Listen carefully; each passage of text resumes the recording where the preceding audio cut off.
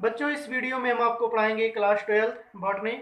पिछली वीडियो में हम लोग पढ़ रहे थे विखंडन, फिशन।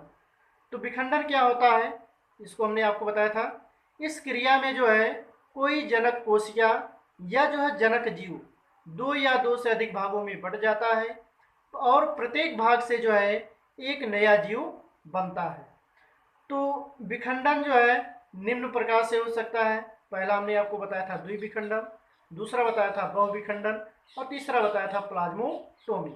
तो हम लोग पढ़ रहे थे द्विविखंडन, ये जो है कंप्लीट नहीं हुआ था, इसमें जो है थोड़ा सा बच गया था, तो इसको आज हम आपको पढ़ाएंगे। तो हेडिंग हम लोग पढ़े थे द्विविखंडन क्या होता है ना। तो द्विविखंडन में जो है एक कोशिकीय जीव ताप और भोजन की अनुकूल परिस्थितियों में जो है दो भागों में बंट जाता है। इसमें जो है सबसे पहले केंद्रक समसूत्री विभाजन द्वारा विभाजित होता है और दो केंद्रकों का निर्माण करता है। इसके बाद बेटा जो है कोशिका द्रव्य भी जो है दो भागों में बंट जाता है। जब जो है केंद्रक अर्थात न्यूक्लियस जो है दो भागों में जो है विभाजित हो जाता है, इसके बाद जो है कोशिका द्रव्य अर्थात साइटोप्लाज्म भी जो है दो भागों में बढ़ जाता है। दोनों संतति कोशिकाएं जो है दो नए जीव बनाती हैं। दोनों जो संतति कोशिकाएं बनती हैं यही जो है दो नए जीव बनाती हैं। संतति जीव जो है आनुवंशिकी एवं आकारकी में जो है जनक जीव के समान होते हैं। तो बच्चों, हमने आपको बताया था अलैंगिक जनन में जो भी जो है संतति जो है उत्पन्न होती है वह जनक के ही जो है समान होती है, चाहे आकारकी में हो या जो है आनुवंशिकी में। द्विविखंडन जो है बैक्टीरिया अर्थात जीवाणु, प्रोटोजोआ के अंतर्गत जो है अमीबा, पैरामीशियम, यूग्लिना है ना। तो बैक्टीरिया प्रोटोजोआ जंतुओं में पाया जाता है। हरे रंग के शैवाल हाइड्रा तथा जो है प्लेनेरिया में भी जो है द्विविखंडन द्वारा जनन होता है। तो अगर आपसे पूछा जाए प्लेनेरिया में जो है जनन किसके द्वारा होता है, तो आपका आंसर होगा द्विविखंडन द्वारा। या जो है बैक्टीरिया में जनन किसके द्वारा होता है, तो द्विविखंडन के द्वारा, है ना।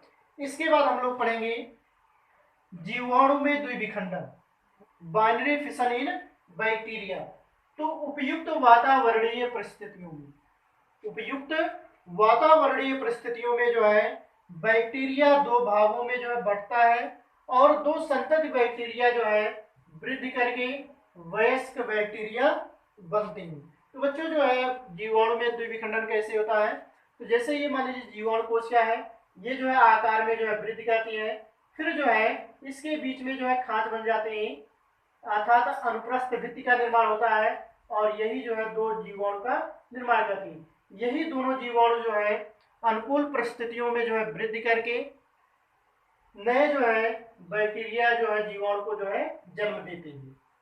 इसके बाद दूसरा है प्रोटोजोआ में द्विविखंडन, बाइनरी फिशन इन प्रोटोजोआ।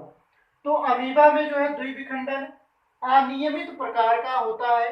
हमने बच्चों आपको बताया है कि अमीबा का जो आकार होता है ये जो है अनिश्चित होता है, कोई निश्चित आकार नहीं होता है। इसीलिए अमीबा में जो द्विविखंडन होता है ये जो है अनियमित प्रकार का होता है। अगर आपसे पूछा जाए अमीबा में जो है द्विविखंडन किस प्रकार होता है, तो आपका जवाब होगा अनियमित प्रकार का, क्योंकि जो है विभाजन की दिशा जो है निर्धारित नहीं होगी कि किस दिशा से जो है ये अमीबा जो है विभाजित होगा। पैरामीशियम में जो है द्विविखंडन अनुप्रस्थ है ना। पैरामीशियम में जो है द्विविखंडन कैसे होता है, अनुप्रस्थ अर्थात जो है ट्रांसवर्स होता है। तथा जो है यूग्लिना में, इसमें यूग्लिना में जो है लंबवत लॉन्गिट्यूडिनल होता है ना। एक कोशिकीय जीवों में अमरत्व कहा जाता है बेटा, जो एक कोशिकीय जीव है ये कभी मरते नहीं है, अर्थात जो है एक कोशिकीय प्राणी जो है अमर होते हैं। क्या होते हैं, अमर। तो एक कोशिकीय प्राणियों में जो है अमरत्व का जो है गुण पाया जाता है, इमॉर्टेलिटी इन प्रोटोजोन्स।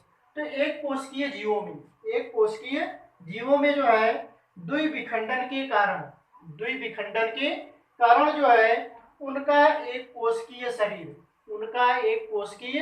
शरीर जो है पूरी तरह से दो संतत जीवों में बंट जाता है। अतः इनमें जो है जनक जीव दो संतत जीवों के रूप में जो है जीवित रहता है।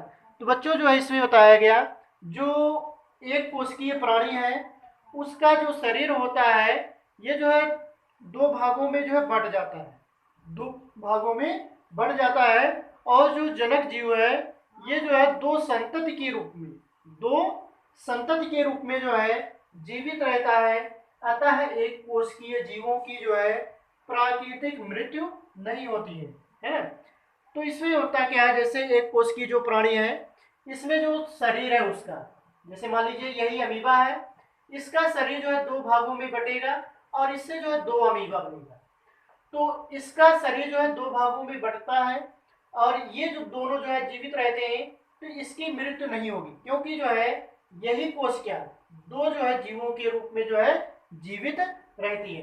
तो बच्चों जो है अगर आपसे पूछा जाए किस प्राणी में जो है अमरत्व का गुण पाया जाता है, कौन से प्राणी जो है अमरत्व होते हैं जिनकी कभी मृत्यु नहीं होती है, तो एक कोशिकीय जितने भी प्राणी हैं उसमें जो है अमरत्व का गुण पाया जाता है, क्योंकि इनकी कभी भी प्राकृतिक मृत्यु नहीं होती है।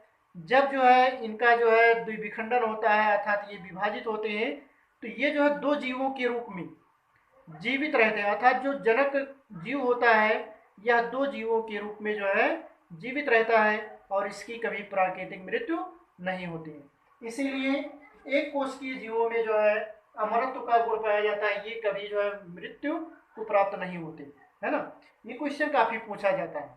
इसके बाद अगली वीडियो में हम लोग पढ़ेंगे जैसे जो है अमीबा में, पैरामीशियम में, यूग्लिना में कैसे जो है विखंडन होता है, फिगर के माध्यम से हम इसको आपको समझाएंगे।